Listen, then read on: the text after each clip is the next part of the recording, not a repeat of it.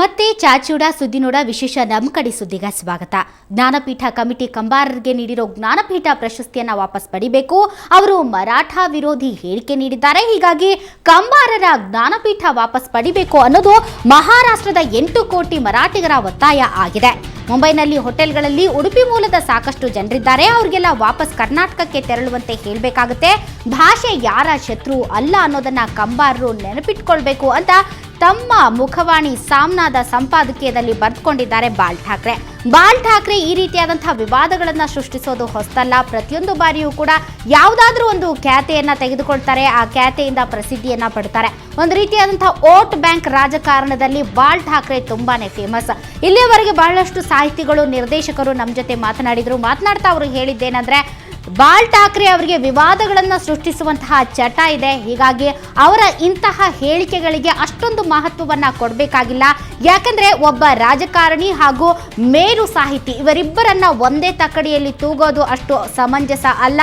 ಹೀಗಾಗಿ ಕಂಬಾರರ ಬಗ್ಗೆ ಅವರು ನೀಡಿರುವಂತಹ ಹೇಳಿಕೆ ಅದು ನಿರ್ಲಕ್ಷ್ಯಕ್ಕೆ ಒಳಪಡಬೇಕಾಗುತ್ತೆ. ಹೀಗಾಗಿ ಅದಕ್ಕೆ ಮಹತ್ವವನ್ನ ನೀಡೋದು ಬೇಡ.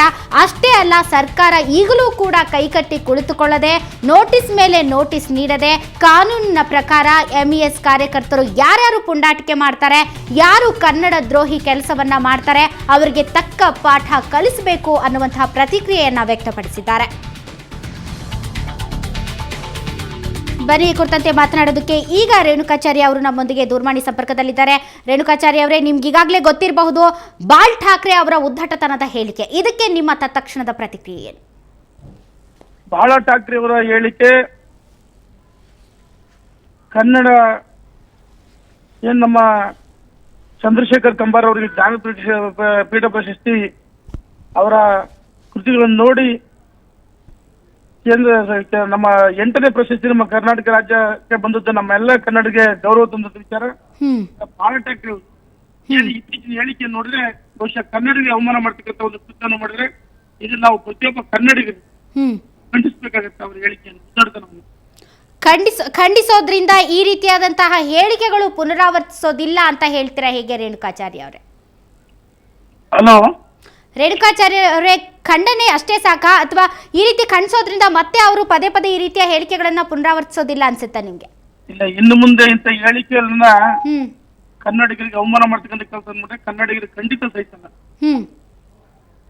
ತತ್ಕ್ಷಣ ಹೇಳಿಕೆಯನ್ನು ವಾಪಸ್ ಪಡೆಯಬೇಕು, ದೇಶದ ಕ್ಷಮೆ ಹೆಚ್ಚಬೇಕಂತ ನಾನು ಈ ಸಂದರ್ಭದಲ್ಲಿ ಒತ್ತಾಯ ಪಡಿಸ್ತಾ ಇದ್ದೀನಿ.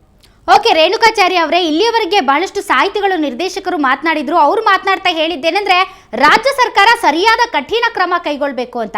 ಹಾಗಾದ್ರೆ ಸರ್ಕಾರ ಏನ್ ಮಾಡ್ಬೇಕು ಅಂತೀರಾ ನಿಮ್ಮ ಪ್ರಕಾರ? ರಾಜ್ಯ ಸರ್ಕಾರ ಯಾವತ್ತು ಸಾಹಿತಿಗಳನ್ನ ಗೌರವಿಸ್ತಕ್ಕಂಥ ಕೆಲಸ ನಮ್ಮ ಸರ್ಕಾರ ಮಾಡ್ತಾರೆ. ಖಂಡಿತ ಯಾವುದೇ ನಮ್ಮ ಕನ್ನಡ ಸಾಹಿತಿಗಳಿಗೆ, ನಮ್ಮ ಕನ್ನಡ ನಾಡಿಗೆ ಅವಮಾನ ಮಾಡ್ತಕ್ಕಂಥ ಕೆಲಸ ಕರ್ನಾಟಕ ಸರ್ಕಾರ ಯಾವತ್ತೂ ಸಹಿಸೋದಿಲ್ಲ. ಇದ್ರ ಬಗ್ಗೆ ಮುಖ್ಯಮಂತ್ರಿಗಳು, ನಮ್ಮ ಸರ್ಕಾರ ಗಂಭೀರವಾಗಿ ಆಲೋಚಿಸಿದೆ. ಓಕೆ, ಧನ್ಯವಾದ ರೇಣುಕಾಚಾರ್ಯ ಅವರೇ. ನಿಮ್ಮ ಧ್ವನಿ ಸರಿಯಾಗಿ ಕೇಳಿಸ್ತಾ ಇಲ್ಲ. ಒಟ್ಟಾರೆ ಅಬಕಾರಿ ಸಚಿವರಾದಂತಹ ರೇಣುಕಾಚಾರ್ಯ ಅವರು ಇಷ್ಟೊತ್ತು ಸುವರ್ಣ ನ್ಯೂಸ್ನೊಂದಿಗೆ ಮಾತನಾಡಿದ್ರು. ಅವರು ಮಾತನಾಡ್ತಾ ಹೇಳಿದ್ದೇನೆಂದರೆ, ಕರ್ನಾಟಕದಲ್ಲಿ ಸಾಹಿತಿಗಳನ್ನ ಗೌರವಿಸುವಂತಹ, ಪುರಸ್ಕರಿಸುವಂತಹ ದೊಡ್ಡ ಪರಂಪರೆ ಇದೆ, ಸಂಸ್ಕೃತಿ ಇದೆ. ಹೀಗಾಗಿ ಇದ್ರ ಬಗ್ಗೆ ಅವರು ಹಗುರವಾಗಿ ಮಾತನಾಡಬಾರ್ದು. ಇದನ್ನು ನಾನು ಖಡಾಖಂಡಿತವಾಗಿ ಖಂಡಿಸ್ತೇನೆ.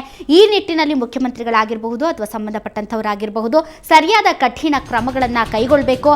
ಬಾಲ್ ಠಾಕ್ರೆ ಅವರು ಈ ರೀತಿಯಾದಂತಹ ಹೇಳಿಕೆಗಳನ್ನು ಪುನರಾವರ್ತಿಸಬಾರದು ಅನ್ನುವಂಥ ಮಾತನ್ನ ರೇಣುಕಾಚಾರ್ಯ ಅವರು ಹೇಳಿದ್ದಾರೆ. ಅಷ್ಟೇ ಅಲ್ಲ, ಬಾಲ್ ಠಾಕ್ರೆ ತಮ್ಮ ಮುಖವಾಣಿ ಸಾಮ್ನಾದ ಸಂಪಾದಕೀಯದಲ್ಲಿ ಬರೆದುಕೊಂಡಿದ್ದಾರೆ, ಕಂಬಾರರ ಸೊಂಟವನ್ನ ಮುರಿದು ಅವರಿಗೆ ಮರಾಠಿಯ ಮಹತ್ವವನ್ನ ಹೇಳ್ಕೊಡ್ಬೇಕಂತೆ. ಅಷ್ಟೇ ಅಲ್ಲ, ಮಹಾರಾಷ್ಟ್ರದಲ್ಲಿ ಹೋಟೆಲ್ ಉದ್ಯಮಿಗಳು ಬಹಳಷ್ಟು ಕನ್ನಡಿಗರೇ ಇದ್ದಾರೆ. ಸಾಕಷ್ಟು ಜನ ಕನ್ನಡಿಗರು ಇಲ್ಲಿ ವಾಸಿಸ್ತಾ ಇದ್ದಾರೆ. ಅವ್ರನ್ನೆಲ್ಲ ಮರಳಿ ವಾಪಸ್ ಕರ್ನಾಟಕಕ್ಕೆ ಹೋಗಿ ಅಂದ್ರೆ ಹೇಗಿರುತ್ತೆ? ಹೀಗಾಗಿ ಮರಾಠಿಗರ ಬಗ್ಗೆ ಹಗುರವಾಗಿ ಮಾತನಾಡಬೇಡಿ ಅನ್ನುವಂತಹ ಮಾತನ್ನ ಬಾಲ್ ಠಾಕ್ರೆ ಹೇಳಿದ್ದಾರೆ. ಆದರೆ ಬಾಲ್ ಠಾಕ್ರೆ ಕೇವಲ ಕನ್ನಡಿಗರು, ಕನ್ನಡದ ಸಾಹಿತಿಗಳು ಅಥವಾ ಕರ್ನಾಟಕದ ಬಗ್ಗೆ ಅಷ್ಟೇ ಹಗುರವಾಗಿ ಮಾತನಾಡಿಲ್ಲ. ಪದೇ ಪದೇ ಯಾವುದಾದ್ರೂ ಆಗಲಿ ಅಥವಾ ಉತ್ತರ ಭಾರತದ ಜನರಾಗಲಿ, ದಕ್ಷಿಣ ಭಾರತದ ಜನರಾಗಲಿ ಅವರ ಒಂದು ವಿವಾದದ ಚಟಕ್ಕೆ ಬಲಿಯಾಗ್ತಾನೆ ಇರ್ತಾರೆ. ಹೀಗಾಗಿ ಅವರು ಒಂದು ರೀತಿಯಾದಂತಹ ವೋಟ್ ಬ್ಯಾಂಕ್ ರಾಜಕಾರಣವನ್ನು ಮಾಡ್ತಾನೆ ಇರ್ತಾರೆ, ಕುಖ್ಯಾತಿಯನ್ನು ಗಳಿಸ್ತಾನೆ ಇರ್ತಾರೆ. ಈ ರೀತಿಯ ಹೇಳಿಕೆಗಳಿಗೆ ಅಷ್ಟೊಂದು ಮಹತ್ವವನ್ನು ಕೊಡಬೇಕಾಗಿಲ್ಲ ಅನ್ನುವಂಥ ಪ್ರತಿಕ್ರಿಯೆಗಳು ವ್ಯಕ್ತವಾಗ್ತಾ ಇದ್ರೂ ಕೂಡ ಈ ರೀತಿಯಾದಂತಹ ಹೇಳಿಕೆಗಳು ಬಾಳ್ ಠಾಕ್ರೆ ಅವರಿಗೆ ಎಷ್ಟು ಸಮಂಜಸ? ಅವರು ಈ ರೀತಿಯಾದಂತಹ ಹೇಳಿಕೆಯನ್ನು ನೀಡೋದರ ಮುಖಾಂತರ ಏನನ್ನ ಸಾಧಿಸೋದಕ್ಕೆ ಹೋಗಿದ್ದಾರೆ? ಅಷ್ಟೇ ಅಲ್ಲ, ಕನ್ನಡಿಗರು ಕೂಡ ಕೈಕಟ್ಟಿ ಕುಳಿತುಕೊಂಡಿಲ್ಲ. ಕನ್ನಡಿಗರು ಕೂಡ ಈಗ ವ್ಯಾಘ್ರರಾಗಬೇಕಾಗುತ್ತೆ. ಶಿವಸೇನೆಯ ಮುಖಂಡ ಬಾಳ್ ಠಾಕ್ರೆ ಅವರ ಸಂಸ್ಕೃತಿ ಇಲ್ಲಿ ಬಿಂಬಿಸಲ್ಪಡ್ತಾ ಇದೆ. ಅವರ ಹೇಳಿಕೆಗಳು ಅವರಿಗೆ ಯಾವ ರೀತಿಯಾದಂತಹ ಅವರ ಸಂಸ್ಕೃತಿಯನ್ನು ಬಿಂಬಿಸುತ್ತೆ ಅನ್ನುವಂತಹ ಮಾತನ್ನು ಹೇಳ್ತಾ ಇದ್ದಾರೆ. ಬನ್ನಿ, ತಮ್ಮ ಸಾಮ್ನಾದ ಸಂಪಾದಕೀಯದಲ್ಲಿ ಬಾಳ್ ಠಾಕ್ರೆ ಅವರು ಇನ್ನೂ ಏನೇನು ಬರೆದಿದ್ದಾರೆ ಇದ್ರ ಬಗ್ಗೆ ಹೆಚ್ಚಿನ ಮಾಹಿತಿಯನ್ನು ಪಡೆಯೋಣ. ನಮ್ಮ ಪ್ರತಿನಿಧಿ ಪ್ರಶಾಂತ್ ನಾಥು ಈಗ ನಮ್ಮೊಂದಿಗೆ ನೇರ ಸಂಪರ್ಕದಲ್ಲಿದ್ದಾರೆ. ಪ್ರಶಾಂತ್ ನಾಥು, ನೀವು ಹೇಳ್ತಾ ಇದ್ರಿ 8 ಕೋಟಿ ಮರಾಠಿಗರ ಪರವಾಗಿ ನಾನು ಆಗ್ರಹವನ್ನ ಮಾಡ್ತಾ ಇದ್ದೇನೆ ಅನ್ನುವಂಥದ್ದು. ಹಾಗಾದ್ರೆ ಮರಾಠಿಗರೆಲ್ಲರೂ ಕೂಡ ಬಾಳ್ ಠಾಕ್ರೆ ಅವ್ರ ಜೊತೆ ಇದ್ದಾರಾ? ಈ ರೀತಿಯಾದಂತಹ ತಿಕ್ಕಲುತನದ ಹೇಳಿಕೆಗಳಿಗೆ ಸಪೋರ್ಟ್ ಮಾಡ್ತಾರೆ ಅಂತ ಅನ್ಸುತ್ತಾ?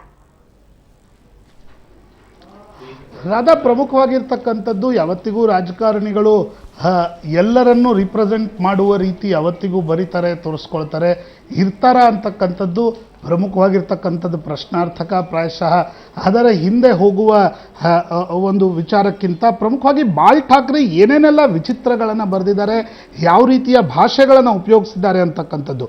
ರಾಧಾ, ಬಾಳ್ ಠಾಕ್ರೆ ಮೊದಲು बरीತಾರೆ, यांचे निषेध करून धिक्कार करून चालणार नाही, तर या कंबारांच्या कमरेत सणसणीत लात घालून त्याच्या मराठी हिसका दाखवायला हवा. अर्थ ಏನು ರಾಧಾ ಅಂತಕ್ಕಂಥದ್ದು ಒಬ್ಬ ಪಕ್ಷದ ಹಿರಿಯವಾಗಿರ್ತಕ್ಕಂಥ ಮುಖಂಡ, ವೃದ್ಧ ಮುಖಂಡ ಬರೀತಕ್ಕಂಥ ಭಾಷೆಯನ್ನು ನೋಡಬೇಕು.